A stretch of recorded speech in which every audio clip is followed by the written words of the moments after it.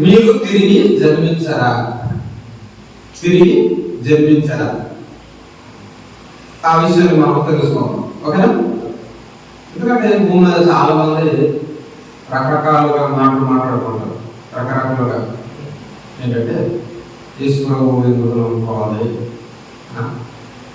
ఆయన దగ్గరికి వెళ్తే ఏంటి ప్రయోజనము, ఆయన కంటే గొప్ప గొప్ప వారు ఉన్నారు, ఆయన ఎందుకు నమ్ముకోవాలి. చాలా మంది క్రైస్తవులుగా మారిపోతున్నారు. ఎందుకు మారిపోతున్నారో వారికి మరి మతం మార్చేస్తున్నారు. మా మతం నుంచి, మా దేవుళ్ళ నుంచి, మా దగ్గర నుంచి దూరపరిచేస్తున్నారు. అది మన దేవుడు కాదు, ఆ దేవుడిని మనం నమ్ముకోకూడదు, అది వేరే ఇంగ్లీష్ దేవుడు, ఆ దేవుడు మనకెందుకు, మన ఊళ్ళో ఆ దేవుడు ఎందుకు, లేదా మనకి ఆ దేవుడు, మనకి చాలా దేవుడు ఉండగా ఆ దేవుడు మనం ఎందుకు నమ్ముకోవాలి. నమ్మిన వారిని కూడా చులకనగా చూస్తూ ఉంటారు. నమ్మిన వారిని కూడా ఎందుకమ్మా నీకు ఏం తెలుసుకున్నాం, మనలో లేనిది, మన దగ్గర లేనిది అక్కడ ఏం దొరుకుతుంది, అక్కడ ఏం నేర్చుకుంటాం, వెళ్ళిపోతున్నాం, అసలు నీకు ఏం అర్థమైంది అని చాలా మంది ప్రశ్నిస్తూ ఉంటారు. చాలా మంది అడుగుతూ ఉంటారు. మనలో దేవుడు అంటే మనలో గొప్పతనం లేదా, మనలో గొప్పతనం లేదా, దేవుడి దగ్గర ఏం గొప్పతనం ఉంది, ఆ దేవుడి దగ్గర ఎందుకు వెళ్తున్నారు అని చాలా మంది చాలా చోట్ల కూడా ప్రశ్నిస్తారు. ఏమంటే యేసు ప్రభువు అంటే చాలా మంది చులకనగా మాట్లాడతారు. ఏమంటే పూర్వం సమాజానికి క్రీస్తును నమ్మిన వారు ఎటువంటి సమాచారాన్ని మరి అందించారంటే, ఎటువంటి సమాచారం అందించారంటే, మీరు క్రీస్తును నమ్ముకుంటే చాలు, మీరు ఎటువంటి సమస్యలో ఉన్నా మిమ్మల్ని కాపాడుతాడు, మీరు అందుకే దేవుడిని నమ్ముకోవాలి అని నేర్పించారు. మీరు రోగ బాధల్లో ఉన్నారా, అయితే దేవుడిని నమ్ముకోండి, మీ రోగం తగ్గిపోతుంది అని బోధించారు. మీకు పిల్లలు లేదా, పిల్లలు కూడా పుట్టాలంటే మరి దేవుడిని మీరు నమ్ముకోవాలి, నమ్ముకుంటేనే మరి మీకు పిల్లలు పుట్టడానికి మీకు మరి దేవుడు అవకాశం ఇస్తాడు, దేవుడు ఆశీర్వదిస్తాడు, దేవుడు దీవిస్తాడు, దేవుడు కరుణిస్తాడు. ఈ లోకంలో మీకు ఏదైతే కావాలంటే మరి కావాలనుకుంటే దేవుడు నమ్ముకుంటే మీకు ఖచ్చితంగా దేవుడు ఇస్తాడు. మరి మీకు దేవుడు ఇవ్వాలంటే మీరు నమ్ముకోవాలని చెప్పారు. కానీ ఒకటి మాత్రం మామూలు మర్చిపోయారు. ఏంటి మర్చిపోయారు అంటే, దేవుడు ఇంకా ఏది ఎవడు అర్థం కాలేదు. దేవుడు ఇంకా ఏంటి ఎవడు అన్ని ఇచ్చేశాడు. దేవుడు అన్ని ఇచ్చేశాడు, ఇచ్చేసి అది నీ కాలు కిందే పెట్టాడు. ఏమండి, ఇంకా మామూలు కాలు కిందే అన్ని పెట్టాడు. ఇంకా దేవుడు ఇంకా అధికంగా ఏమి ఇవ్వడు, అన్ని ఇచ్చేశాడు.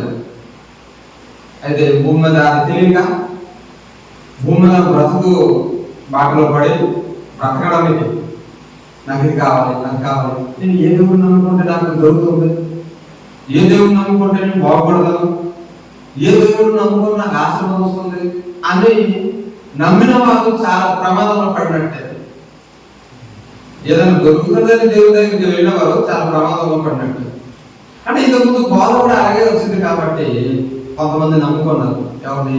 యేసుక్రీస్తు దగ్గరికి వెళ్తే ఎవరు కొడతారట, యేసుక్రీస్తు దగ్గరికి వెళ్తే ఆ స్వస్థతలు దొరుకుతాయట, యేసుక్రీస్తు దగ్గరికి వెళ్తే కడుపు తగ్గుతుందంట, యేసుక్రీస్తు దగ్గరికి ఇవన్నీ జరుగుతుందంట అని నమ్ముకున్నారు. నమ్ముకున్న తర్వాత కొన్ని రోజుల తర్వాత వారి కుటుంబంలో వారిలో సమస్యలు వచ్చేసాయి. సమస్యలు రాగానే అలాంటి వారు తెలుసా, ఈరోజు చాలా మంది ఉన్నారు అలాంటి వారు.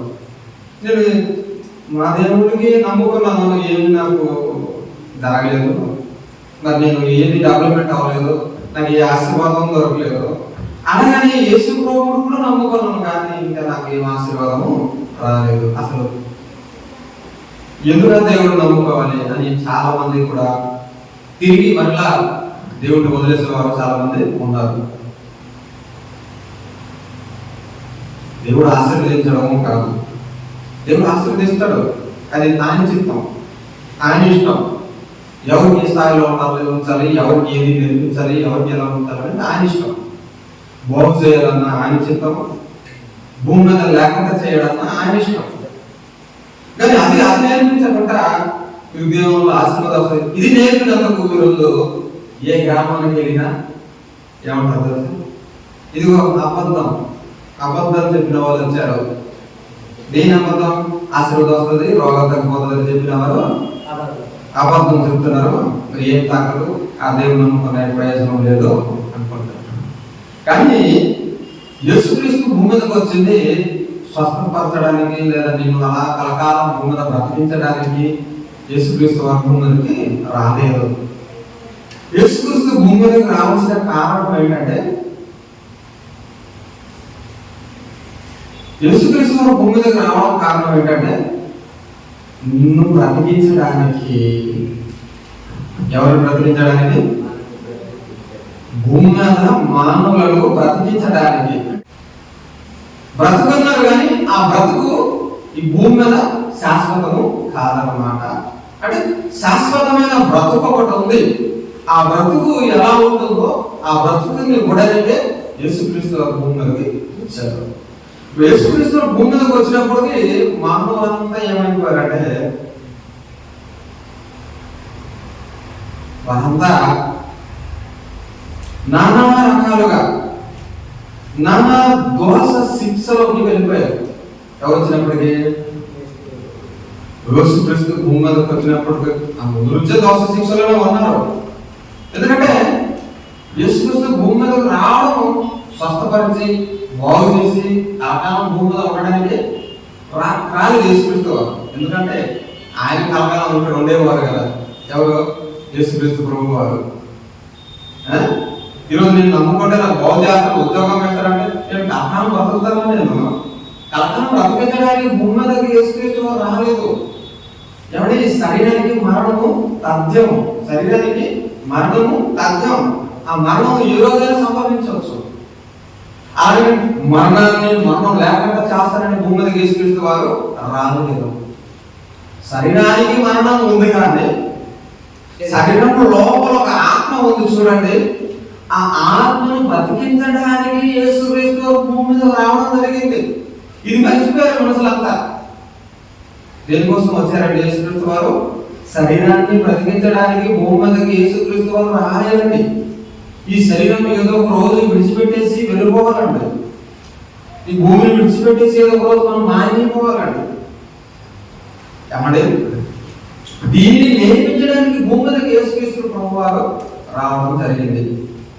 కాబట్టి ఆయన అంటున్నాడు, ఈ భూమి మీద నువ్వు రకరకాలుగా మారిపోయావు. భూమి మీదకి తల్లి గర్భం నుంచి పుట్టిన తర్వాత నానా విధమైన తంత్రాలు, నానా విధమైన మోసాలు, నానా విధమైన పాపము, నానా విధమైన దోష శిక్షలోకి నువ్వు వెళ్ళిపోయావు. కాబట్టి ఆ దోష శిక్ష నిన్ను మరణానికి అప్పగిస్తుంది. ఏమంటే పాపము దోష శిక్ష అంట మనిషికి దేనికి అప్పగిస్తుంది అంటే మరణానికి అప్పగిస్తుంది. ఏమంటే శరీరానికి మరణం ఉంది, ఈ శరీరం మరణించాలి.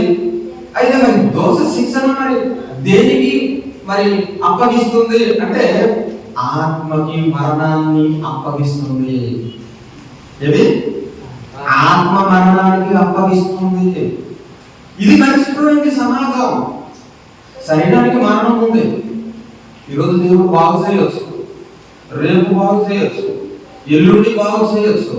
కానీ అవతల నాడు మాత్రము ఖచ్చితంగా మాత్రము ఈరోజు పెద్ద రోగం రావచ్చు, తర్వాత తగ్గిపోవచ్చు. ఏమంటే జ్వరం వస్తుంది, మళ్ళీ తగ్గిపోతుంది. పిల్లలు పుట్టవచ్చు, పిల్లలు పుట్టకపోవచ్చు. ఏమంటే అది ప్రాముఖ్యం కాదు భూమి మీద. పిల్లలు పుట్టకపోయినా, పిల్లలు పుట్టినా భూమి విడిచిపెట్టేసి వెళ్ళిపోవాల్సి వస్తుంది. అంటే అయితే భూమి మీద మానవులందరూ దేని మీద ఆశ పట్టుకున్నారు, దేని మీద గురించుకున్నారంటే ఆశీర్వాదం కొరకు గురించుకున్నారు. సరిగా స్వస్థతలు, ఆశీర్వాదం, దీవెనలు, ఏ దేవుడు దగ్గర కదా దేవుని దొరుకుతుంది, ఏ దేవుడు దగ్గర ఈ ఆలోచనలు బట్టి దేవుడిని నమ్ముకుంటున్నారా? కానీ అసలైనది ఆత్మకి మరణం ఉంది.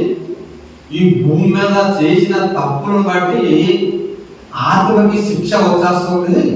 ఆ ఆత్మకి భూమి మీద మరణం లేదు, అలాగని నరకంలో మరణం లేదు, అలాగని దేవుని దగ్గర కూడా ఆత్మకి మరణం లేదు. అర్థమవుతుందండి? దేనికి మరణం లేదు? మనలో ఉంది ఆత్మ. ఎక్కడుంది? మనలో ఆత్మ ఉంది కాబట్టి మనం అన్నీ చేయగలుగుతున్నాం. అవునా? వంట వండగలుగుతున్నాం, తట్టె మోయగలుగుతున్నాం, బరువు మోయగలుగుతున్నాం, మాట్లాడగలుగుతున్నాం, నడవగలుగుతున్నాం, బండి తోలగలుగుతున్నాం, బస్సు నడపగలుగుతున్నాం.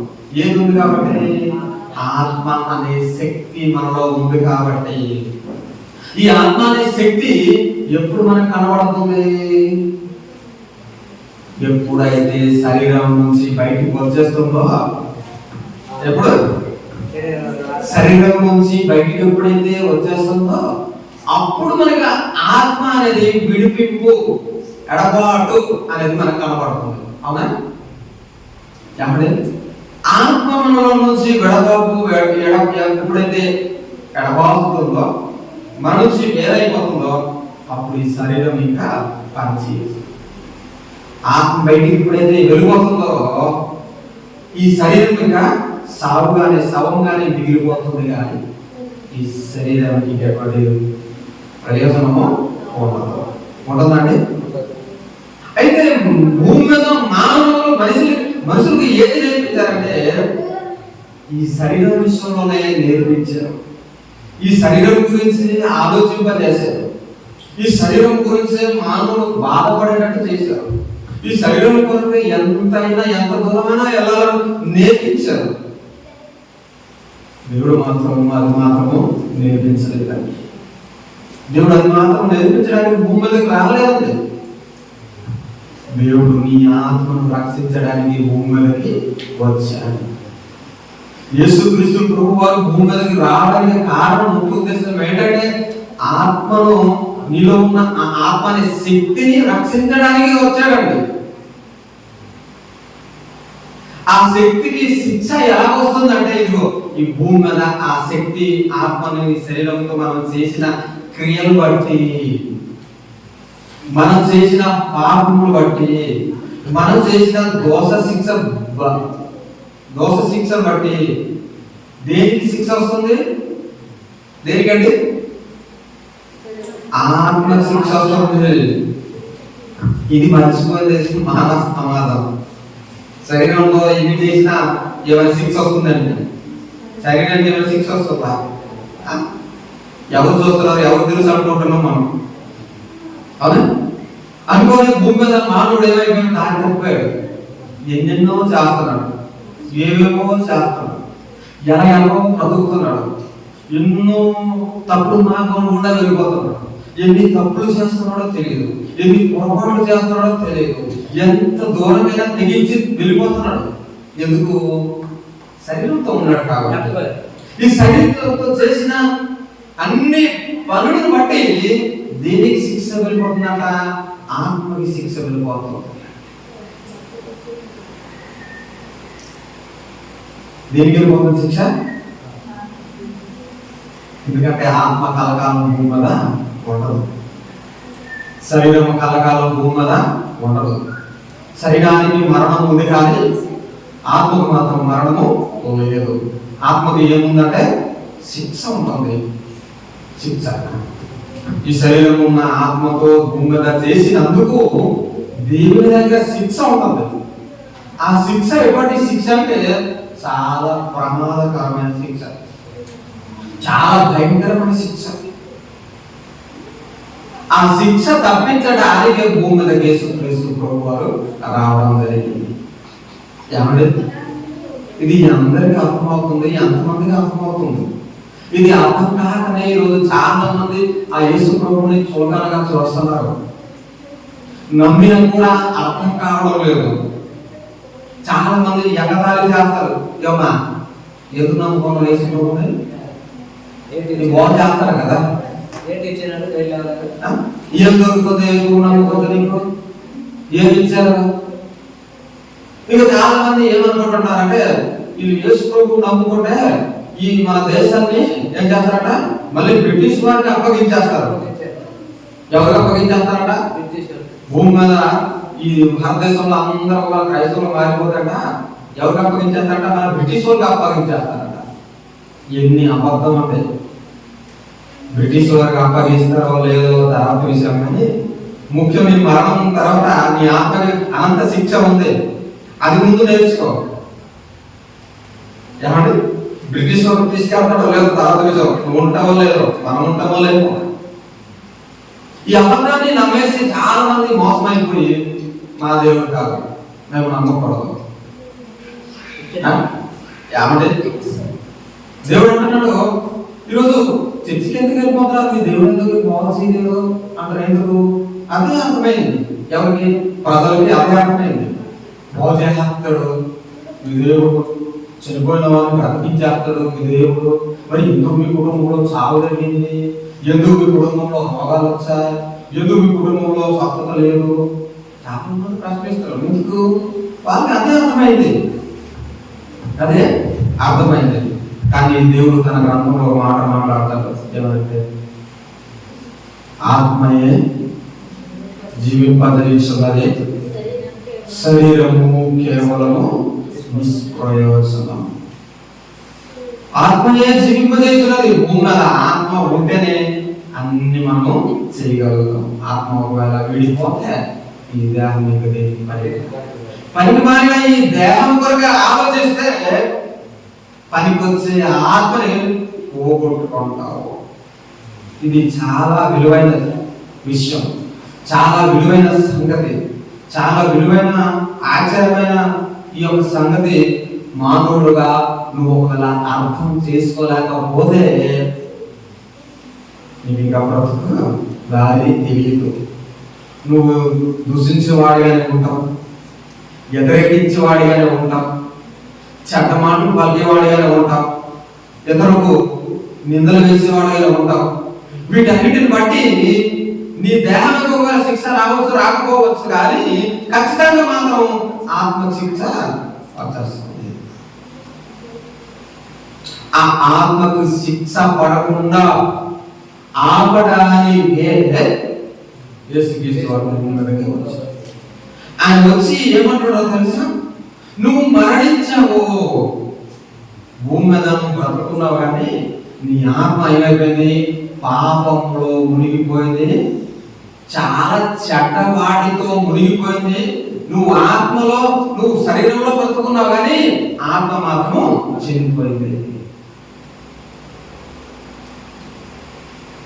నువ్వు శరీరంతో ఆత్మతో భూమి మీద ఉన్నావు, కానీ దానికి ఏమి లేదు, ఇంకా బ్రతుకు లేదు. నువ్వు ఒక పుట్టుక భూమి మీద జరిగింది, కానీ ఆ పుట్టుకలో నువ్వు ఏమైపోయావు? మరణించేశావు. నువ్వు పుట్టుక ఒకటి నేను ఇచ్చిన భూమి మీద, కానీ ఆ పుట్టుక నిన్ను ఏం చేస్తుంది? మరణానికి అప్పగించేస్తుంది. కాబట్టి ఇప్పుడు ఆ మరణాన్ని నువ్వు జయించాలంటే ఏం చేయమన్నాడు? మరలా నువ్వు పుట్టాలి, మరలా నువ్వు పుట్టాలి. ఒక మాట మనం చూద్దామండి. యోహాను గారు రాసిన సువార్త పత్రికలో ఒక మాట ఇవ్వబడి ఉన్నది. ఒక మాట మనం చూద్దాం. యోహాను 3వ అధ్యాయము 3వ వచనంలో ఈ మాట రాయబడి ఉన్నది. ఇలా చాలా మంది ఎందుకు బాప్తిసం తీసుకుంటారో, చెరువులలో ముంచేస్తున్నారు, ఈ గడ్డలో ముంచేస్తున్నారు, బాప్తిసం పొందుతున్నారు. బాప్తిసం అంటే చాలా ఎగతాళిగా కూడా మాట్లాడతారు. బాప్తిసం తీసుకుంటారు, బాప్తిసం తీసుకుంటున్నారా? అసలు ఏం అర్థమైంది? ఏం అర్థం కాదు. అర్థం కాకపోయినా మాత్రం మాట్లాడతారు. ఎందుకు? అదే అర్థమైంది, మాట్లాడటమే అర్థమైంది. ప్రియమైన దేవుని వాళ్ళ, మనందరం దేవుని కుటుంబం, మన అందరిలో దేవుని ఆత్మ ఉంది. భూమి మీద చెడ్డవాడైనా, భూమి మీద మంచివాడైనా, భూమి మీద నిరుపేదవాడు ఆయన సకల ఆస్తిపరుడుగా భూమి మీద ఉన్నా ఈ ఆస్తి లేనివాడిగా భూమి మీద నిన్ను పుట్టించింది ఆ దేవుడే, ఆయనను పుట్టించింది ఆ దేవుడు. భూమి మీద దేవుడు లేకుండా ఎవరికి కూడా పుట్టుక లేదు. అయితే భూమి మీద నిన్ను పుట్టించి నిన్ను చూసినప్పటికీ నువ్వేమైపోయావు అంటే ఆ పుట్టుకలో నువ్వు పాపముతో నిండిపోయి, దురాశలతో నిండిపోయి, చెడ్డాలతో నిండిపోయి నువ్వు చచ్చిపోయావు. నీ ఆత్మని నువ్వు ఏం చేసావు? కాపాడుకోకుండా మరణమైపోయావు. కాబట్టి నిన్ను బ్రతికించాలి. దేంట్లో బ్రతికించాలి? నీ ఆత్మను బ్రతికించాలి. బ్రతికించాలంటే నువ్వు ఇప్పుడు ఏం చేసుకోవాలో తెలుసా? ఇన్ని రోజులు చేసిన దుష్క్రియలు, ఇన్ని రోజులు చేసిన తప్పులు, ఇన్ని రోజులు చేసిన నువ్వు వ్యసనాలు, ఇన్ని రోజులు నువ్వు నడిచిన చెడ్డ మార్గం అంతా విడిచిపెట్టాలి. విడిచిపెట్టేసి మంచివాడిగా పునర్జన్మను పొందుకోవాలి. మంచివాడిగా పునర్జన్మను పొందుకోవాలి. ఆ పునర్జన్మ ఇవ్వడానికే భూమి మీదకి యేసుక్రీస్తు వారు వచ్చారు తప్ప ఏమంటే మాట్లాడగల చదువు ఒకసారి. యోహాను సువార్త 3:3 ఏమంటే ఇది అర్థం కాకపోతే దేవుడు నువ్వు ఎన్నిటికీ అర్థం కాదు. దేవుడు ఇది ఇస్తాడు, అది ఇస్తాడు, ఇది కావాలి, అది కావాలి, ఇది ఇవ్వలేదు, ఇది అది ఇవ్వలేదని ఒకవేళ నువ్వు అనుకుంటే అందుకు యేసు ఒకడు భూమి మీదకి వచ్చిన తర్వాత యేసుక్రీస్తు వారు మాట్లాడుతూ ఒకడు కొత్తగా జన్మించాలి. నేను జన్మమైన పుట్టాను కదా, తల్లిదండ్రులు పుట్టాను, బతుకుతున్నాను అన్నాను, మళ్ళీ నేను ఎందుకు కొత్తగా జన్మించాలి అని సందేహము రావాలి. ఏమండి? ఒకడు కొత్తగా జన్మించితేనే కానీ అతడు దేవుని రాజ్యము చూడలేడు అని యేసు చెప్పాను. భూమికి వచ్చిన తర్వాత యేసుక్రీస్తు ఏమన్నాడు? ఒకడు రోగంతో ఉంటే, ఒకడు ఇబ్బందులతో ఉంటే, ఒకడు సమస్యలతో ఉంటే, వాడు నిరుపేదవాడిగా ఉంటే వాడు దేవుడు రాజ్యం రాలేడు. ఒకడు కిడ్నీ ఫెయిల్ అయిపోతే, ఒకడేమో ఏమి లివర్ ఫెయిల్ అయిపోతే దేవుడు రాజ్యానికి రాలేడని యేసుక్రీస్తు వాడు చెప్పలేదు. ఏమి చెప్పాడంటే ఒకడు కొత్తగా జన్మించాలి. కొత్తగా జన్మించాలి. ఏమంటే మనందరం జన్మించాం కదా, ఎక్కడ తల్లి గర్భం నుంచి జన్మించాం. జన్మించినప్పుడు చిన్నతనంలో ఆ చిన్న వయసులో ఎలా ఉంటారండి? ఏ అవయం సవయం తెలియని వారిగా ఉంటారు, ఏ చెడు తెలియని వారిగా ఉంటారు, ఏ తప్పుడు తెలియని వారిగా ఉంటారు, ఏ పాపము తెలియని వారిగా ఉంటారు. ఎప్పుడు పుట్టినప్పుడు పెరుగుతూ ఏమైపోయాడంట? నానా పాపములు చేసి, నానా దుష్కార్యములు చేసి ఏమైపోయాడట? పాపిగా మారిపోయాడు. మరి ఈ పాపిగా మారిన అతన్ని దేవుడు ఏమంటాడు? నువ్వు ఆ పాపం నుంచి నువ్వు మరలా పుట్టాలి. ఎలా పుట్టాలి? కొత్తగా పుట్టాలి. ఎక్కడి నుంచి? నువ్వు పాపము, దోషము, దీడితో నువ్వు మునిగిపోయి నువ్వు చనిపోయావు కదా, అక్కడి నుంచి నువ్వు ఏమైపోవాలి? అవన్నీ విడిచిపెట్టేసి నువ్వు కొత్త వాడిగా మారాలి. ఇది కాన్సెప్ట్. దీని కొత్త వాడిగా మార్చడానికి యేసుక్రీస్తు వారు భూమి మీదకి వచ్చాడు. అంటే నూతన జన్మ నీకు ఇవ్వడానికి. దేన్ని ఇవ్వడానికి? నూతన జన్మ ఇవ్వడానికి భూమి మీదకి యేసుక్రీస్తు వారు వచ్చాడు. నిన్ను మార్చడానికి వచ్చాడు. కానీ నీ రోగాలు తీసేసి, నిన్ను అమరుడుగా చేసేసి, మరణం లేని వాడుగా భూమి మీద నీకు ఉంచడానికి యేసుక్రీస్తు వారు ప్రభువారు రాలేదు. నువ్వు అమరత్వంలోకి వెళ్ళిపోవాలని యేసుక్రీస్తు వారు రాలేదు. యేసుక్రీస్తు వారు కూడా అమరత్వాన్ని భూమి మీద పొందలేదు. అతను బ్రతికింది ఎంతకాలము? 33.5 సంవత్సరాలు భూమి మీద బ్రతికారు. ఎవరు? యేసు ప్రభు. యేసుక్రీస్తు వారే భూమి మీద 33.5 సంవత్సరాలు బ్రతికినప్పుడు ఈ భూమి మీద ఈ ఆకారం కలిగిన మనం అన్నిటికీ మనకి అన్ని ఇబ్బందులే. ఈ ఇబ్బందులు బట్టి ఏంటంటే ఈ దేవుడు బాగు చేయలేదు పాపం. 50 సంవత్సరాలు అయిపోయింది, 60 సంవత్సరాలు అయిపోయింది, 90 సంవత్సరాలు అయిపోయినా అయ్యా కాలు రావట్లేదు. ఎవరు 90 సంవత్సరం వృద్ధులు ఉన్నా, వృద్ధురాలు అయిపోయినా దేవుడి దగ్గర ప్రార్థన చేసినా అయినా కాలు రావట్లేదు, అయినా నడుము రావట్లేదు, అయినా నాకు ఆరోగ్యం బాగలేదు అన్నట్టు. అంటే ఏం అర్థం చేసుకున్నారు? ఇక ఈ శరీర విషయమేనా? ఈ శరీర విషయంలో ఆలోచించుకున్నారా? ఈ ఆత్మ విషయంగా ఆలోచించారా? మరి ఇది నేర్పించలేదా? మరి ఇక్కడ ఈ జయపురం గ్రామంలో ఏం నేర్పించబడుతుందంటే ఆత్మ గురించే నేర్పించబడుతుంది. ఈ శరీరం ఎప్పుడో ఒక రోజు ఎప్పుడైనా విడిచిపెట్టేసి వెళ్ళిపోతుంది. ఎందుకంటే ఈ ఆత్మ ఆసమాస ఆత్మ కాదు. ఈ ఆత్మ ఎక్కడి నుంచి వచ్చిందో తెలియదు. ఈ ఆత్మ ఎక్కడి నుంచి వచ్చిందో మనకి తెలిసింది కాబట్టి మిమ్మల్ని నేర్పించాలని, మీ ఆత్మను కాపాడాలని శక్తివంతమైన ఈ వాక్యాన్ని బోధించడం జరుగుతుంది.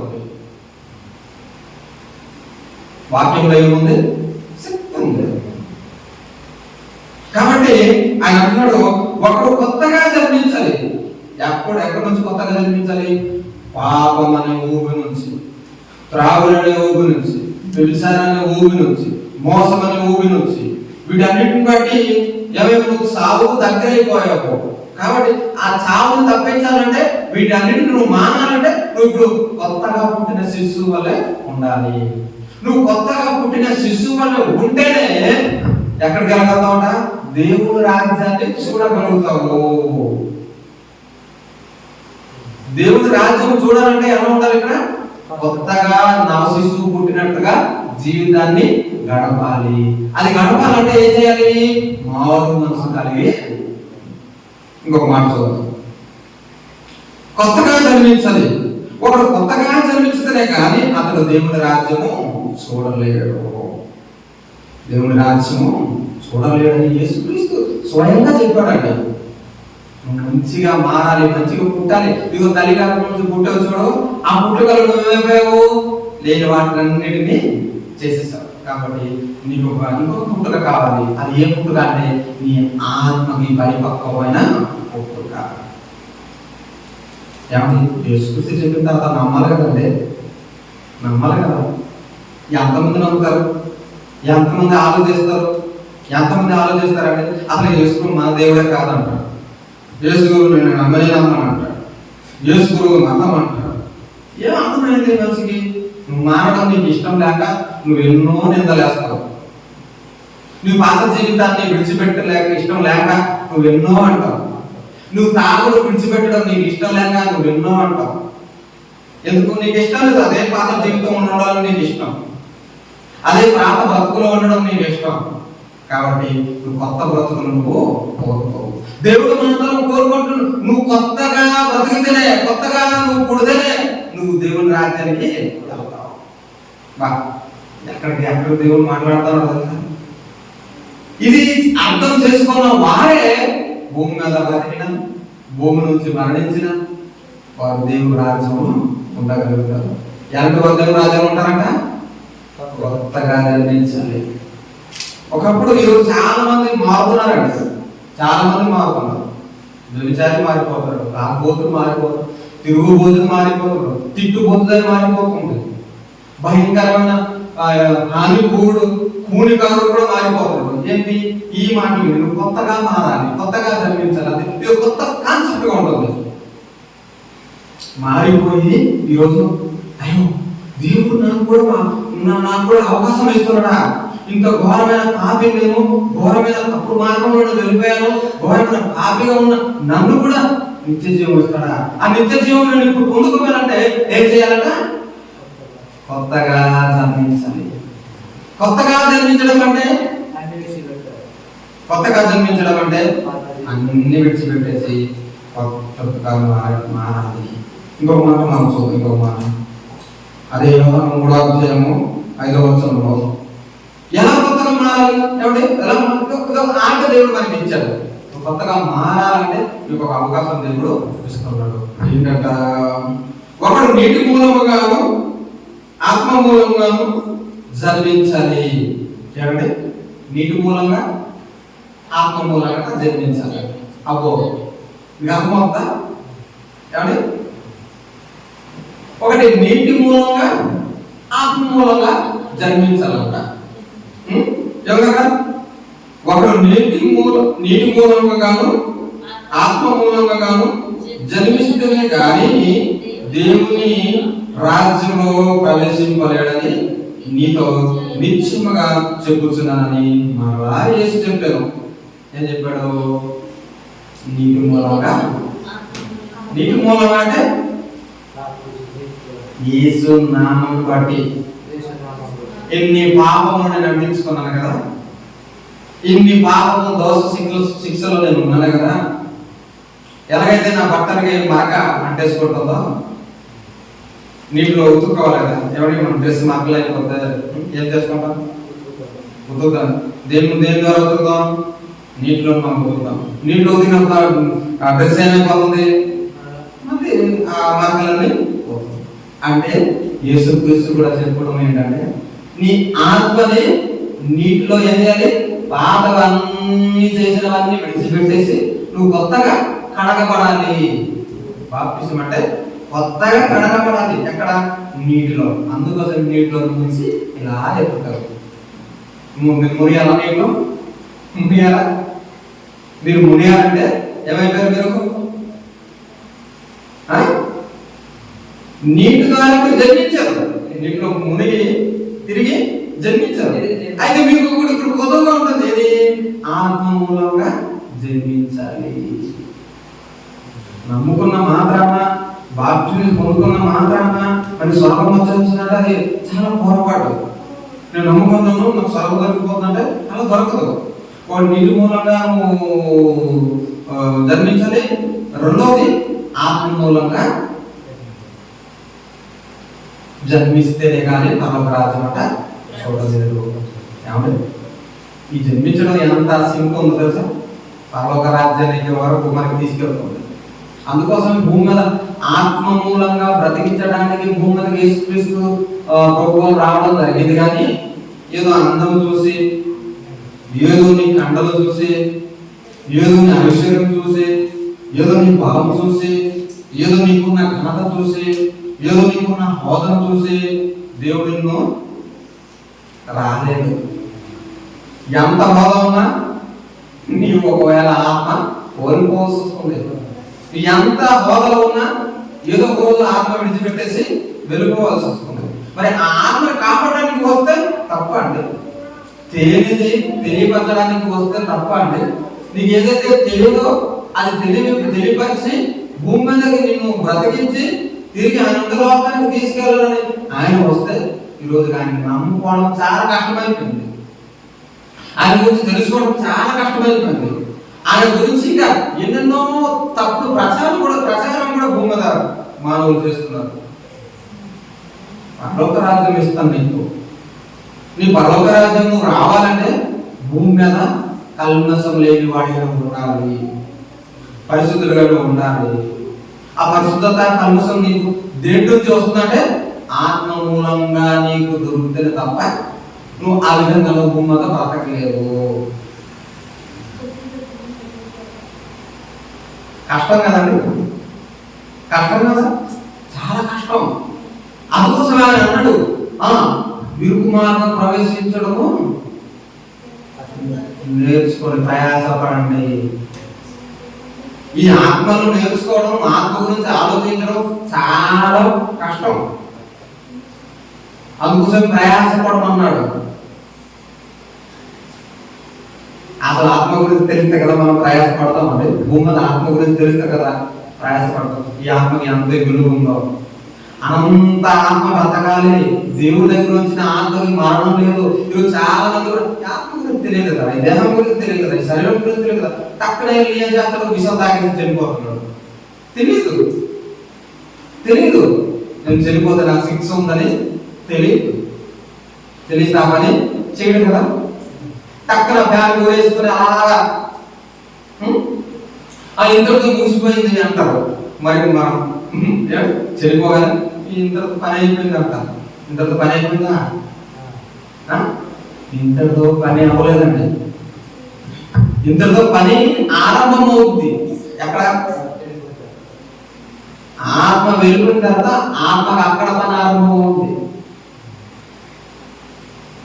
ఎంత ప్రమాదంలో మానవులు ఉన్నారు తెలుసా? ఎంత ప్రమాదంలో మానవులు బతుకుతున్నారు తెలుసా? ఈ ప్రమాదాల నుంచి తప్పించడానికి భూమి మీద 2000 సంవత్సరం క్రితం యేసుక్రీస్తు వారు వచ్చి నిన్ను కాపాడి తన ఉండే లోకంలో నీకు వారసత్వం ఇచ్చి తన ఉండే లోకంలో నీకు అందుబాటులో ఉండే అవకాశం ఈరోజు నీకు ఇస్తానంటే ఈరోజు నమ్మడానికి మనిషికి చాలా బాధపడిపోతున్నారు. నమ్మడానికి బాధపడుతున్నారు. ఏది భూమి మీద ప్రియ దొరుకుతుందండి? ఏది దొరుకుతుందా భూమి మీద? 3 కూడా అన్నం తినమంటే ప్రియ దొరుకుతుందా? దొరుకుతుందా ప్రియ? కష్టపడాలి. చదువు ప్రియ లేదు, ఏమి తిండి ప్రియ లేదు, ఏది బట్టలు కొనుక్కున్నా ప్రియ లేదు, ఏది ప్రియ మనకి దొరకదు. వీటి కోసం ఎంత కష్టపడాలి తెలుసా? చాలా కష్టపడాలి. బంగారం తులం కొనాలంటే 1,00,000 రూపాయలు ఇవ్వాలి. ఒక చీర కొనాలంటే 300 నుంచి 200 నుంచి 1,00,000, 2,00,000, 3,00,000 వరకు ఉంది ఒక చీర కొనాలంటే. ఒక ప్యాంటు షర్ట్ కొనాలంటే 200 నుంచి నువ్వు లెక్క వేసుకో. ఏది ఫ్రీగా రాదు, అది కష్టపడితే మనకి దొరుకుతుంది.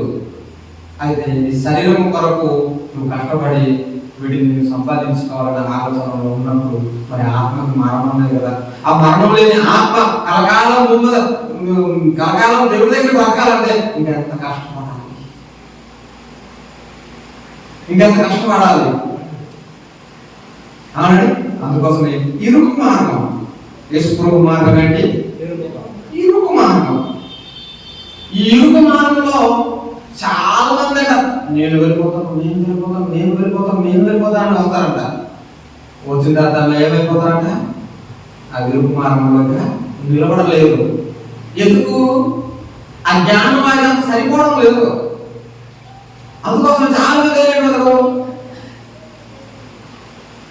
కానీ ఆత్మీయ జీవితం శరీరం నిష్ప్రయోజనం ఒకవేళ ఆలోచించగలిగినట్లయితే దేవుడు అంటున్నాడు, నువ్వు కొత్తగా జన్మిస్తేనే పరలోక రాజ్యం, దేవుడు రాజ్యం చూడగలుగుతావు. ఒకటి నువ్వు కొత్తగా జన్మించడం అంటే ఎలాగంటే నీటి మూలంగాను ఆత్మ మూలంగాను జన్మించి నువ్వు జన్మిస్తేనే పరలోక రాజ్యం నీకు పక్కు దొరుకుతుంది. కాబట్టి ఈ భూమి మీద ఈ శరీరం కోసం ఎంత ప్రయాసపడుతున్నామో వాటికంటే ఎన్నో రెట్టింపులు ఆత్మ కొరకు ప్రయాసపడాలి. భూమి మీదకి వచ్చిన తర్వాత యేసుక్రీస్తు వారు ఆత్మ కొరకే ప్రయాసపడ్డాడు. భూమి మీద ఎంతమంది ధనిమంతులు ఉన్నాయి, ఎంతమంది దేవుళ్ళు అనుకున్న వారు ఉన్నాయి, ఎంతమంది అన్ని సౌకర్యంతో ఉన్నారు. ఏ సౌకర్యం లేని వారు ఎవరు అంటే యేసుక్రీస్తు ప్రభువారే. అందరికి వాహనాలు ఉన్నాయి, అందరికి వస్త్రాలు ఉన్నాయి, డైమండ్స్ ఉన్నాయి, అన్నీ ఉన్నాయి, ఇల్లు ఉన్నాయి, బంగ్లాలు ఉన్నాయి, అన్ని అన్ని అన్ని మోదల్లో ఉంటారు. భూమి మీద మనకి కనబడేది ఒక్కడికి మాత్రం ఏ బోధ లేదు. ఏ బోధ లేదు? ఏ బోధ లేదు. ఎందుకు లేదు? ఎందుకు లేదు? ఆత్మ ఇక్కడ కలకాలం బ్రతకదు కాబట్టి ఆయన ఏ బోధలో కూడా కోరుకోలేదు. ఆయనకు తెలుసు కాబట్టి భూమి శాశ్వతం కాదు, భూమి నుంచి ఏదో కూడా వెళ్ళిపోవాలని ఆయనకు తెలుసు కాబట్టి ఆయన ఆత్మను రక్షించడానికి భూమి మీదకి వచ్చాడు. కానీ ధనము సంపాదించడానికి రాలేదు, ఆస్తి సంపాదించడానికి రాలేదు, పిల్లల్ని కండానికి ఆయన రాలేదు, పెళ్లి చేసుకోవడానికి రాలేదు. ఏమండి వచ్చాడా? భూమి మీద అందరూ పెళ్లి చేసుకున్నారు, ఆస్తులు సంపాదించారు, కోటలు కట్టారు. ఒక్కడు మాత్రం ఏది ఆశించలేదు. ఎందుకు ఆశించలేదు? ఇవన్నీ నిష్ప్రయోజనం. ఏది ప్రయోజనం? ఆత్మ ప్రయోజనం. మరి ఆయన ఆత్మ భూమి మీదకి వచ్చిన తర్వాత ఆత్మ కాపాడుకున్నాడు. మనం ఉదయం విన్నాం, అపవాది వెళ్ళాడు. ఎవరు? అపవాది యేసు దగ్గరికి వెళ్ళి ఈ లోకమంతా నీదే, ఈ లోక రాజ్యం అంతా నీకు ఇస్తాను, నాకు మొక్కు అన్నాడు. ఎవరికి? అంటే ఆశ చూపించాడు, ఇవన్నీ నీవే రా, నాకు మొక్కు, నువ్వు నాకు మొక్కితే ఇవన్నీ నీకు సమస్య. మొక్కలేదు అయిపోతుంది కదా. ఆయన ఎందుకు మొక్కలేదు? ఆత్మకి ఎంత వెలుగుందో ఈ భూమి మీద ఉన్న ఆస్తి కంటే ఆత్మ చాలా విలువైనదని ఆయన అర్థమైంది. ఎవరికి అర్థమైందా మీకు? ఈ భూమి మీద ఎంత ఉందో ఇవన్నిటికంటే విలువైనది ఆత్మ. నువ్వు ఎన్ని కోట్లు ఇచ్చిన ఆత్మను తిరిగి రప్పించలేదు. అంటే అంత విలువైన ఆత్మ ఎవరిలో ఉంది? ఇప్పుడు మనలో ఉంది, మన అందరిలో ఉంది, నీలో ఉంది, నాలో ఉంది, అందరిలో ఉంది. కాబట్టి ఈ ఆత్మను కాపాడడానికి భూమి మీదకి యేసుక్రీస్తు ప్రభువు వచ్చారు. కానీ నిన్ను ధనిమంతులు చేసి గొప్పడుగా చేసి నిన్ను బంగారం వైద్యం ఇచ్చి నిన్ను ఒక హోదాలో ఉంచడానికి యేసుక్రీస్తు వారు భూమి మీదకి రాలేదు. అందుకోసం మనం ఒక పాట పాడుకుంటుంటాం కదా. ఏ పాట అంటే ఈ జీవితం విలువైనది నరులారండని సెలవైనది, దేవుని సెలవైనది. సంపాదన కోసమే పుట్టలేదు నీవు, పోయేటప్పుడు ఏది పట్టుకొని పోతున్న వారిని నీవు చూచుటలేదా? బ్రతికి ఉన్న నీకు వారు పాఠమై కారా? బ్రతికి ఉన్న వారు నీకు పాఠమై కారా? అర్థమైందా? అర్థమైందండి? పోతున్న వారంట మనకి నేర్పిస్తున్నారంట. ఎలా నేర్పిస్తున్నారంటే ఈ భూమి మీద బ్రతుకున్నప్పుడు అన్ని సంపాదించడం, అన్ని సాధించడు, కానీ పోయేటప్పుడు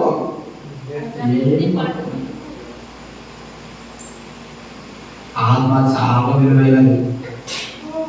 ఆ ఆత్మ గురించి ఒకవేళ తెలుసుకుంటే ఖచ్చితంగా నువ్వు తొందరగానే మారు మనసు కలిగి దేవుని రాజ్యంలోకి వెళ్ళాలి, దేవుని రాజ్యంలో బ్రతకాలి అని ఒకవేళ నువ్వు అనుకుంటే తొందరగా నువ్వు మారు మనసు కావాలి. అందుకోసం ఆయన అంటాడు, నీటి మూలంగా ఆత్మ మూలంగా జన్మించారు కానీ ఒకడు దేవుని రాజ్యంలో ప్రవేశించలేడని యేసుక్రీస్తు చెప్పాడు. ఇంకొక మాట చూద్దాం. ఏమంటే ఆత్మ మూలంగా పుట్టినవాడు దేవుని సంబంధి. ఆత్మ మూలంగా పుట్టినవాడు దేవుని సంబంధి. ఆత్మ మూలంగా పుట్టనివాడు దేవుడి సంబంధి. అంటే కొత్తగా జన్మించాలి, నీటి మూలంగాను ఆత్మ మూలంగాను జన్మించాలి, దేవుడి రాజ్యం వెళ్ళాలంటే. ఆ దేవుడి రాజ్యం వెళ్ళాలి అంటే దేవుడు ఏమంటాడు? ఆ దేవుడి రాజ్యంలో నిన్ను కుమారుడుగా చేస్తాడు. దేవుడు కుమారుడుగా అయిపోతున్నాడు. ఒక మాట చూద్దాం. కుమారుడు అదే మొదటి అధ్యాయం 12-13. అదే యోహాను సువార్త మొదటి అధ్యాయము 12-13లో ఈ మాట రాయబడింది. చదువు ఒకసారి. యోహాను మొదటి అధ్యాయము 12-13.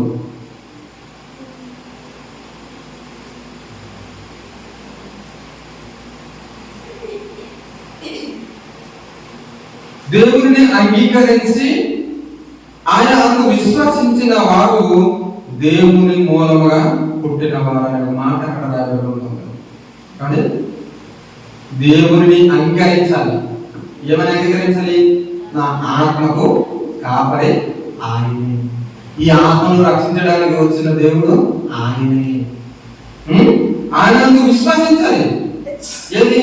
ధనం గురించి విశ్వసించడం కాదు, ఆస్తి కొరకు విశ్వసించడం కాదు, డబ్బు కొరకు విశ్వసించడం కాదు, వాళ్ళ కొరకు విశ్వసించడం కాదు, ఏదో పిల్లలేరని విశ్వసించడం కాదు, ఏదో రోగం వచ్చిందని విశ్వసించడం కాదు.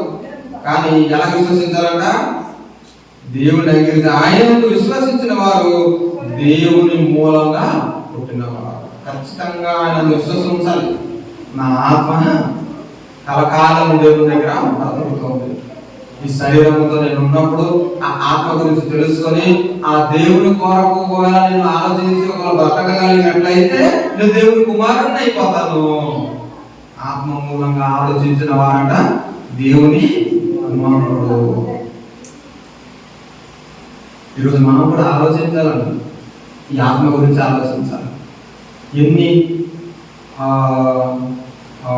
ఎన్ని మనకి బోధలు ఉన్నాయి, ఈ బోధలు విడిచిపెట్టేసేయాలి. ఏదో ఒక రోజు విడిచిపెట్టేసి మనం వెళ్ళిపో. మరి ఇంత కష్టపడి ఇంత వాక్యం ఇన్ని మాటలు చెప్పిన తర్వాత మీరు కూడా ఒకవేళ మీ ఆత్మను ఒకవేళ కాపాడుకోకపోతే ఏం ప్రయోజనం? ఒకడు అన్ని సంపాదించాడట, ఒకడు అన్ని సంపాదించాడట, ఇంకొకడు ఏం చేశాడట, నా పొలం పంట అంతా పండిపోయింది, ఫుల్గా పండింది. దేనికోసం ఆలోచిస్తున్నాడు? పండింది, 2-3 కొట్లు ఉన్నాయి, ఆ కొట్లు మరి నిండిపోతాయి, నాకు పట్టదు, మరి కొన్ని కొట్లు కట్టుకోవాలి. ప్రాణమా తిను, త్రాగు, సంతోషంగా ఉండు, నీకు ఏ ఇబ్బంది లేదు. తరతరాలకి నీకు ఏమొచ్చేసింది? ధనం వచ్చేసింది. కాబట్టి హ్యాపీగా ఉండు. ప్రాణంతో మాట్లాడుతాను, ప్రాణం అంటే ఆత్మతో మాట్లాడుతున్నాడు. దేవుడు ఏమన్నాడు తెలుసా? వెర్రివాడా, ఈ రాత్రి నీ ప్రాణం తీసేస్తే, నీ ఆత్మ తీసేస్తే నీవన్నీ అవడదవుతుంది. అంటే ఇది అర్థం చేసుకోవాలి. భూమి మీద దేవుడు దేన్ని శాశ్వతంగా ఉంచాడంటే నీ ఆత్మే శాశ్వతంగా ఉంచాడు. దేవుని దగ్గర నీ ఆత్మ శాశ్వతం, నీకు ఉన్నవన్నీ శాశ్వతం కాదు. దీన్ని చెప్పడానికి భూమి మీదకి యేసుక్రీస్తు వచ్చారు. ఇది ఎంతమంది అంగీకరిస్తారు? ఎంతమంది అర్థం చేసుకోగలరు? ఎంతమంది గ్రహించుకోగలరు? ఎంతమంది తెలుసుకోగలరు? ఇది తెలుసుకోనక ఏమంటే దేవుడు నమ్ముకుంటూ జరిగిపోతుంది, వెళ్ళిపోతాడు, అలాగే ఎందుకు రాలేదు అని ప్రశ్నించేవారిగా ఉంటున్నాను. ఇది కాదరా దేవుడు అంటే. దేవుడు ఉండే లోకంలో పాలు భాగస్తులుగా మార్చడమే దేవుని ఉద్దేశం. అర్హత ఎక్కడ? అర్హత దేవుని రాజ్యంలో ఉండడానికి అర్హత ఇచ్చిన దేవుడిని త్రోసపుచ్చేసి ఈరోజు నువ్వు బ్రతికితే ఏ ప్రయోజనం?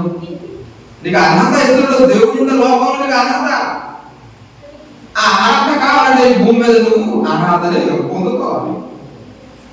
బ్రతుకున్నప్పుడు పొందుకోవాలి. బ్రతికి చెప్పిన తర్వాత అర్హత నీకు మరి లేదు, అవకాశం మరి లేదు. అందుకోసం ఇంత కష్టం, నమ్మడం కష్టం, చర్చికి రావడం కష్టం. ఈరోజు చాలా మంది చూసారు, ఉదయం చాలా మంది వచ్చారు, ఇంకా సాయంత్రం పూట రాలేకపోయి. ఎందుకు? అంతే కష్టమైంది. ఉదయం అంతా చేసాము, మరి సాయంత్రం మనకి ఎందుకులే. ఈరోజు ఎక్కువ తినేసాము, రేపు ఇంకా మనకి ఎందుకులే అంటారా? అంటే నాకు మా సోమేశు, మా అక్క ఏమంటే చాలా సోమేశ్వరం చాలా ఆనందం అనుకున్నాను. నడవలేని పరిస్థితుల్లో అయినా ముందుగా వచ్చేస్తాడు. ఆయన ఏం తెలియకపోయినా పర్లేదు, దేవుడు చూస్తున్నాడు. ఏమంటే సమస్య నడవలేకపోయిన పరిస్థితుల్లో కూడా ఎందుకు రక్షణ పోయినా దేవుడు రాజ్యంలో ఖచ్చితంగా దేవుడు అవకాశం ఇస్తాడు. ఎందుకు? అన్నింటిలో దేవుడు పక్షంగా ముందున్నాను నేను. నా ఆత్మ ముఖ్యం, నా కష్టం ముఖ్యం కాదు, నా బాధ ముఖ్యం కాదు, నా ఆరోగ్యం ముఖ్యం కాదు, నా తలనొప్పి ముఖ్యం కాదు. అది ముందుకు వస్తేనే నువ్వు ఆత్మ సంబంధిగా నువ్వు బ్రతకగలవు. ఈరోజు జ్వరం వచ్చిన ఇంట్లో ఉండిపోతారు, అసలు మంచోళ్ళంతా ఇంట్లో ఉండిపోతారు. ఈరోజు ఏదో అంటే మన సంఘంలో కాదు, చాలా చోట్ల ఎందుకు తెలియదు ఆత్మకి ఎంత తెగులు ఉందో. ఆత్మకి నేను దేవుడు ఉండే లోకంలో నీకు అవకాశం ఇస్తున్నాడు అంటే నువ్వు ఎలాంటి వాడు? మనం ఎలాంటి వాడు? ఎలాంటి వాడు? ధూళితో సమానం. దేవుని దృష్టి మనం ఎలాంటి వాడు? ధూళితో సమానం, పొట్టుతో సమానం, నీడతో సమానం. ఇంత చిన్న జీవితానికి దేవుడు ఏమంటున్నాడంటే పెద్ద జీవితం ఇస్తాను అంటున్నాడు. ఆ పెద్ద జీవితం ఎవరికి కావాలంటే ఆత్మ సంబంధంగా మారిన వారిగా పెద్ద జీవితం. ఆత్మపరంగా మారకపోతే శరీరపరంగా ఆలోచించిన వారికి ఆ పెద్ద జీవితము పెద్ద జీవితం, గొప్ప జీవితం. ఆ జీవితంలో ఎవరు చావు ఆ జీవితంలో ఏదో ఏదో ఆనందం, ఆనందమైన జీవితం ఇవ్వడానికే దేవుడు భూమి మీదకి వచ్చాడు. నువ్వేమో ఈ సమస్య వచ్చేసింది, బాధ వచ్చేసిందని ఏడుపు మొక్కలు ఏడుపు. చాలా మంది ఉన్నారు. ఇంటికి అర్థం ఇన్ని ఉన్నా అన్నీ ఉంది కానీ బాధపడుతుంది. ఎందుకు? ఇంకా బతకాలనుకుంటున్నాడు. ఎందుకు? ఆత్మవిశ్వాసం తెలియదు కాబట్టి. ఇంకా సమకూర్చాలనుకుంటాడు. ఎందుకు? ఇదంతా విడిచిపెట్టేసి వెళ్ళిపోవాలని తెలియదు కాబట్టి. ఇది కాదరా దేవుడు నమ్ముకోవడం. నువ్వు దేవుడు నమ్ముకుంటే దేవుడు ఉండే లోకంలో నిన్ను అవకాశం ఇస్తాడు. దేవుడు పరలోక రాజ్యంలో ఉన్నాడు. ఆ పరలోక రాజ్యంలో నీకు వాట ఇస్తాడు. అందుకోసం వాట ఇవ్వడానికి నువ్వు భూమి మీద తెలుసుకోవాలని భూమి మీద యేసుక్రీస్తు వారిని దేవుడు పంపించాడు. ఎవరైతే యేసుక్రీస్తు మాట విని మారి మారు మనసు పొంది ఆత్మవిషయం తెలుసుకుంటాడో వాడే ఆత్మను రక్షించుకోగలుగుతాడు. వినని వాడు శిక్ష విధిలోకి వెళ్ళిపోతాడు. నమ్మిన వాడు రక్షింపబడును, నమ్మిన వాడికి శిక్ష విధింపబడును. అది ఎలాంటి శిక్ష అంటే ఈ భూమి మీద నీకు ఎన్ని శిక్ష ఎన్ని బాధ ఉందో ఆ బాధ కంటే కొన్ని 100 రెట్లు బాధకరంగా ఉంటుంది. అవసరమాది మనకి ఈరోజే ఈ తను ఉన్నప్పుడే, బ్రతుకున్నప్పుడే, జీవితం ఉన్నప్పుడే, ఈ ఆయుష్ ఉన్నప్పుడే, ఈ ఊపిరి ఉన్నప్పుడే నువ్వు ఒకవేళ ఆ దేవుడి గురించి తెలుసుకున్నట్లయితే ఖచ్చితంగా ఆ దేవుడు ఉండే లోకంలో నీకు అవకాశం దేవుడు ఇస్తాడు.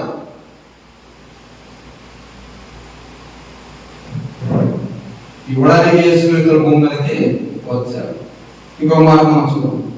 ఇంకొక మాట పేతురు రాసిన మొదటి పత్రిక. పేతురు రాసిన మొదటి పత్రిక ఏమంటే చాలా భయంకరమైన పరిస్థితి అండి మానవ జీవితం. దేవుడు చాలా విలువైన జీవితంగా ఇచ్చాడు, కానీ మానవుడు ఏం చేస్తాడంటే విలువలేని జీవితంగా మార్చేశాడు. ఒకరిని అడిగితే ఎందుకు పుట్టావు అంటే నా ఇష్టం. ఇంకొకరికి అడిగితే నేను తాగడానికి పుట్టానంటాడు. ఇంకొకరు అడిగితే నేను దుమ్మగా తిరగడానికి నా ఇష్టం అంటాడు. ఏది నీ ఇష్టం అన్న భూమి మీద ఏది జరగలేదు, అంత దేవుని ఇష్టం వలన జరిగింది. అది నువ్వు తెలుసుకుంటే నీ ఇష్టాన్ని నువ్వు మానుకొని ఆ దేవుని ఇష్టాన్ని నువ్వు నెరవేర్చితే దేవుడు ఉండే ఆ పరలోక రాజ్యంలో నువ్వు దేవుని కుమారుడుగా బ్రతకగలుగుతావు. అవునంట? అవును. ఇంకా మాట్లాడు. పేతురు రాసిన మొదటి పత్రిక మొదటి అధ్యాయం 22, 23 ఒకవేళ చూసినట్లయితే జీవము గల దేవుని వాక్యం మూలంగా దేవుడట శాశ్వతం. దేవుడు శాశ్వతం. శాశ్వతం అంటే ఎల్లప్పుడూ ఉంటాడు. కానీ భూమి మీద మామూలు జీవితము శాశ్వతము కాదు, అశాశ్వతం. అయితే ఎప్పుడైతే దేవుడు నిజమైన దేవుడు, ఆయన శాశ్వత దేవుడు, ఆయన బ్రతికించగలడు, ఆయన ఈ ఆత్మను రక్షించగలడని ఒకవేళ నమ్ముకొని ఆయనలోకి వెళ్ళిపోతాయి. ఆయనే జీవం గల దేవుడు. జీవం అంటే ఆ జీవం ఇంకా ఎప్పుడు కూడా పోదు. మన జీవము పోదా. ఎప్పుడు పోతాం గ్యారెంటీ లేదు. ఎప్పుడు పోతాం గ్యారెంటీ లేదు. కానీ దేవుడు జీవం అంటే పోదంట. ఇప్పుడు ఆ జీవం పోని ఆ దేవుడి గురించి తెలుసుకుంటే ఆ జీవము ఏమైపోతుందంట? శాశ్వతమగు జీవం గల దేవుని వాక్యం మూలంగా అక్షయ బీజము. బీజం అంటే దేవుని యొక్క బీజము ఎవరి మీదకి వస్తుంది? ఈరోజు మనం ఒకవేళ తెలుసుకుంటే అక్షయమైన బీజం మనకి వస్తుందంట. ఆ బీజం ఏమిటంటే మనం ఇప్పుడు ఏమైపోతాం? క్షయముగా ఉండదన్న మన జీవితం, మన ఆత్మ ఇంకా ఏముండదు. ఆ బీజము ఒకవేళ మనకు తగిలితే ఆ బీజం తెలుసుకుంటే మనకి ఏం లేదంట, ఈ శరీరానికి మరణం ఉంది కానీ ఆత్మకి ఇంకా ఎక్కడ మరణం లేదు? దేవుని దగ్గర మరణం లేదు. అటువంటి ఆత్మ సంబంధులుగా భూమి మీద బ్రతకాలని దేవుడు కోరుకున్నాడు. ఏదో పొదవైందని, ఏదో తక్కువైందని, ఏది దొరకలేదని, ఏదో జరిగిందని ఈరోజు మాటికి మాట్లాడి ప్రాణాన్ని పోగొట్టుకునే వారు చాలా మంది భూమి మీద ఉన్నారు. మీరంతా ఆలోచించాలి. ఏది ఆలోచించాలి? నీ పుట్టుక నువ్వు కోరుకుంటే కలగలేదు, నీ పుట్టుక నువ్వు కోరుకుంటే కలగలేదు, లేదా నీ తల్లిదండ్రులు కోరుకున్నా కలగలేదు, పలానా ఊళ్ళో నువ్వు పుట్టాలనుకున్నా నీకు నీ కోరిక కాదు. ఎవరి కోరిక? దేవుని కోరిక. ఆ దేవుని కోరిక కాబట్టి భూమి మీద ఆ ఆత్మ నీలో ఉంచాడు. కాబట్టి ఈరోజు దేవుడే ఆత్మను బయలుపరచడానికి భూమి మీద దిగి రావాల్సి వచ్చింది. అర్థమైందా? కాబట్టి ఈరోజు ఆయన గురించి ఒకవేళ తెలుసుకుంటే చాలా మంచి జీవితాన్ని పొందుకోగలం. ఏమంటే ఆ బీజం మన మీదకి వస్తే మనం కూడా ఏమైపోతుందా? క్షయమైన బీజంగా మారిపోతాం. క్షయం మరణ భయము మనకు. క్రీస్తు నందున్న వారికి ఏ విధంగా మరణం అనే భయము ఉండదు. ఏ మరణము? ఇదే పొరపాటు. భూమి మీద మరణం కాదు, ఆత్మకి మరణం. భూమి మీద నువ్వు నమ్మినా నమ్మకపోయినా నీ మరణం ఉంది, ఉందలేదా? బైబుల్ ఏం చెప్తుందంటే భూమి మీద నీకు మరణం ఉందని చెప్తుంది. బైబుల్ భూమి మీద నీకు మరణం ఉంది. ఆ మరణం ఎప్పుడు వస్తుందో నా చేతిలో ఉంది. ఎవరి చేతిలో ఉంది? దేవుని చేతిలో ఉంది. కాబట్టి నువ్వు ఎప్పుడు మరణిస్తావో నిర్ణయించేది నేను, నువ్వు కాదు. ఒకవేళ నీవే నిర్ణయించి చనిపోతున్నావా, అనంత శిక్షకి నువ్వు వెళ్ళిపోతావు.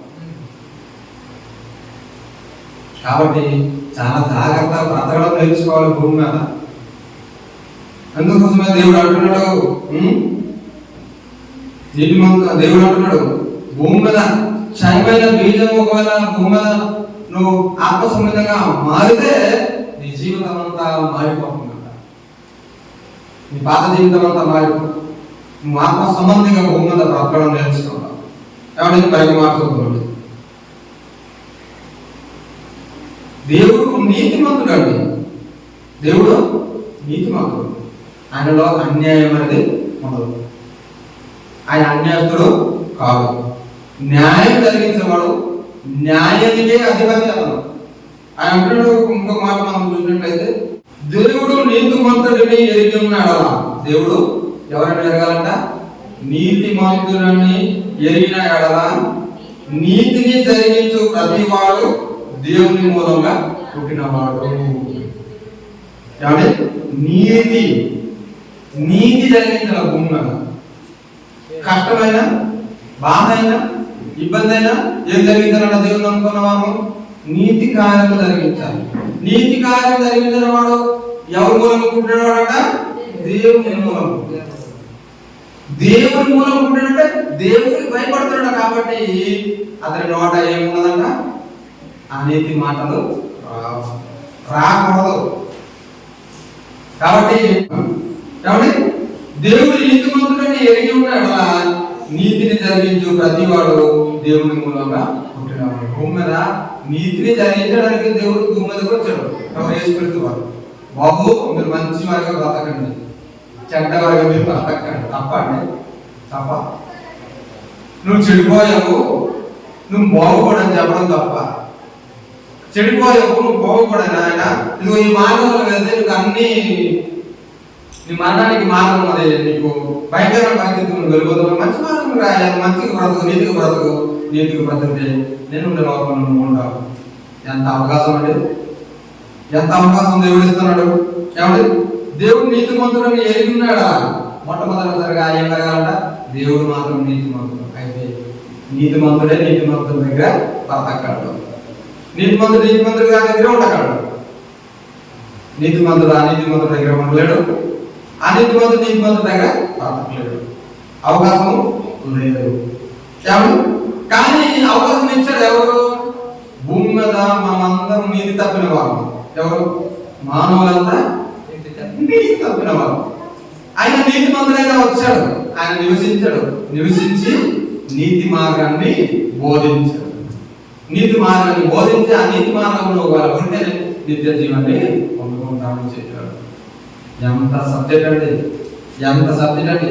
ఎందుకు ఇదంతా దేవుడు చేశాడంటే నిన్ను ప్రేమించి నువ్వు నశించడం దేవుడికి ఇష్టం లేదు. నువ్వు ఆత్మలో మరణించడం దేవుడికి ఇష్టం లేదు. నువ్వు దేవుడు ఎరుగగా భూమిగా చనిపోవడం దేవుడికి ఇష్టం లేదు. ఆ దేవుడిని తెలుసుకుని ఆ దేవుడి కొరకు ఆలోచించి అన్ని ఇచ్చిన ఆ దేవుడి కొరకు నువ్వు తెలుసుకుంటే ఆ దేవుడి లోకము ఇస్తానని ఆయన అంటున్నాడు. కాబట్టి చివరికి ఒక మాట మనం చదువుకొని ముగించుకుందాం.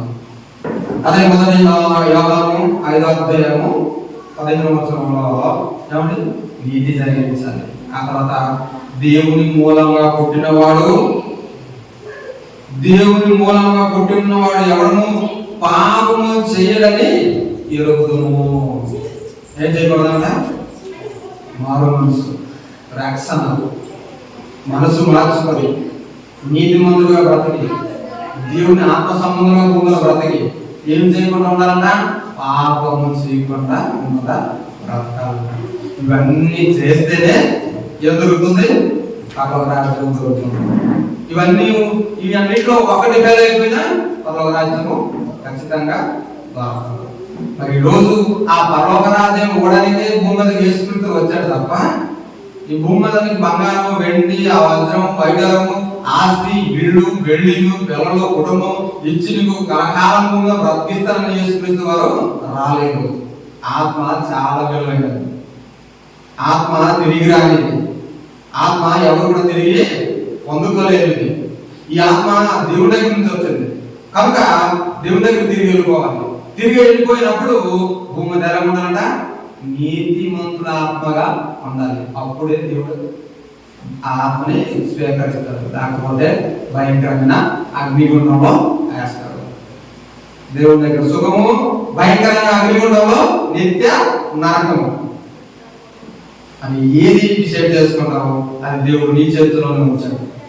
కాబట్టి ఈ మాటలు దేవుడు నిన్ను దీవించి ఆశీర్వదించి నడిపించిన గాక. ప్రార్థించుకున్నాం. ప్రేమ గల ప్రియ పరలోకపు తండ్రి, నీ అపారమైన ప్రేమ చేత తండ్రి ఈ డిసెంబర్ నెలలో ఈరోజు మరి నీ విలువైన మాటలు మాకు మీరు అందించి తండ్రి భూమి మీద నీ పిల్లలుగా నీ ప్రేమను చూపించి ఈ భూమి మీదకి నీ కుమారుడిని యేసుక్రీస్తుని పంపించి ఈ భూమి మీద ఈ ఆత్మ చాలా విలువైనదని, ఈ ఆత్మ గురించి భూమి మీద మానవులు మర్చిపోయారని, ఈ ఆత్మ అనంతకాలం దేవుని దగ్గర బ్రతకాలని, ఆత్మ జీవింపజేసినది శరీరం కేవలం నిష్ప్రయోజనమని దేవాన్ని భూమి మీద మంచివారిగా బ్రతికి, అయా భూమి మీద నీతిమంతులుగా బ్రతికి, భూమి మీద ఆత్మ సంబంధులుగా బ్రతికి ఈ భూమి మీద నుంచి తిరిగి మేము ప్రయాణమై వచ్చినప్పుడు నీ వారసులుగా ఉండాలని 2000 సంవత్సరముల క్రితం నీ కుమారుడైన యేసుక్రీస్తు పంపించి నశించిపోతున్న ఆత్మలన్నీ రక్షించాలని, అందరినీ పరలోక రాజ్యము ఇవ్వాలని నీ కుమారుడైన యేసుక్రీస్తు భూమి మీద ప్రాణం ఇచ్చాడని, మా ప్రాణానికి బదులుగా తన ప్రాణం ఇచ్చాడని మేము గుర్తిరిగి నువ్వు నీతిమంతుడు అని, నువ్వు మహోన్నతుడు అని, సకల సృష్టికి సృష్టికర్తవని, గాలించేవాడు నీవేనని, ఊపిరించేవాడు నీవేనని, బాణం కురిపించేవాడు నీవేనని, సూర్యుని నడిపించేవాడు నీవేనని, సమస్తానికి ఆధారభూతుడైన దేవుడు నీవేనని నువ్వు తెలుసుకొని నీ కొరకు బ్రతికి నువ్వు ఉండే లోకంలో నీ వారసులుగా బ్రతకడానికి ఇదిగో కొద్ది మందిగా మాకందరికీ ఆశనిచ్చి బలమిచ్చి శక్తినిచ్చి నడిపించి మరి ప్రార్థిస్తా ఉన్నాను. ఇదిగో తండ్రి భూమి మీద ఏ ఒక్కరు కూడా నశించడం నీకు ఇష్టం లేదచ్చు. ఇదిగో తండ్రి మా గ్రామాన్ని మా గ్రామ ప్రజలను దీవించండి, అందరినీ కాచి కాపాడండి తండ్రి. మా గ్రామంలో ఎందరైతే అనారోగ్య బాధలతో సమస్యలతో ఉంటున్నారో, ఇబ్బందుల్లో ఉంటున్నారు, ఇరుకుల్లో ఉంటున్నారు తండ్రి, ప్రతి ఒక్కరికి నీ సహాయాన్ని అందించండి, ప్రతి ఒక్కరికి మీరు విడిపించండి తండ్రి. మా దేశాన్ని కాపాడండి. ఇదిగో తండ్రి ఈ రాత్రికాలం సమయంలో ఎంతమంది అయితే ప్రయాణం చేస్తున్నారు, ఎంతమంది పనులు చేస్తున్నారు, ఎంతమంది అయితే ఆసుపత్రిలో ఉంటున్నారు. తండ్రి నీ చిత్తం అంటే ప్రతి ఒక్కరికి మీరు సహాయం చేయండి. ఏ ఒక్కరు కూడా నశించడం నీకు ఇష్టం లేదు కాబట్టి దేవా ప్రతి ఒక్కరికి నీ యొక్క దీవెన నీ ఆశీర్వదించి నిన్ను తెలుసుకొని నిన్ను నమ్ముకొని నీవే ఆత్మలకు కాపరివని ఆత్మను దయచేసిన దేవుడు నీవే అని ఆత్మ నిత్యము బ్రతుకుతున్నదని బ్రతికించేవాడు నీవేనని తెలుసుకొని నిన్ను నమ్మి నీ రక్షణ మార్గంలో బ్రతుకున్నట్టు కృప చూపించి నడిపించున్నాను. క్రీస్తు ఈ ప్రార్థన అడిగి తండ్రి ఆమేన్.